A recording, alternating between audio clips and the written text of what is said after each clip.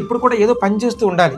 ఒక కష్టం వచ్చింది, ఒక భయం వేసింది, దాని నుంచి బయటపడడానికి ప్రయత్నించాలి కానీ దాని గురించి ఫీల్ అవుతూ అది మన శరీరం పైన ప్రభావం చేసుకుని చూడకూడదు అనమాట. నెగిటివ్ సిచ్యువేషన్ వచ్చినప్పుడు దాని నుంచి బయటపడడానికి ఎత్తులేయాలి, ప్లాన్ చేయాలి. మీరు కానీ నెగిటివ్ సిచ్యువేషన్ వచ్చినప్పుడు మీరు కానీ సరిగ్గా సైలెంట్ కూర్చున్నారా, మీ మెదడు డిఫాల్ట్ మోడ్ నెట్వర్క్ వెళ్ళిపోతుంది. డిఎం అనే స్టేట్కి వెళ్ళిందా, గతం గురించి ఆలోచనలు, భవిష్యత్తు భయాలు.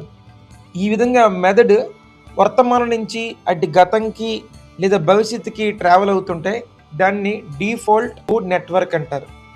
ఇది ఎందుకు ఇలా ఉంటుందంటే మనము రోజులో ఎప్పుడు ఏం ప్లాన్ చేయాలి, టైం టేబుల్ లేకపోవడం వల్ల, సరిగ్గా గోల్స్ లేకపోవడం వల్ల, జపం దగ్గర, బుక్ రీడింగ్ దగ్గర, సర్వీస్ దగ్గర ఎవరు మెదడు అయితే టైంతో బంధించదో ఆ మెదడు గతంకి లేదా భవిష్యత్తు తీసుకెళ్ళిపోతుంది. ఆ మెదడు యొక్క ఫంక్షన్ అది.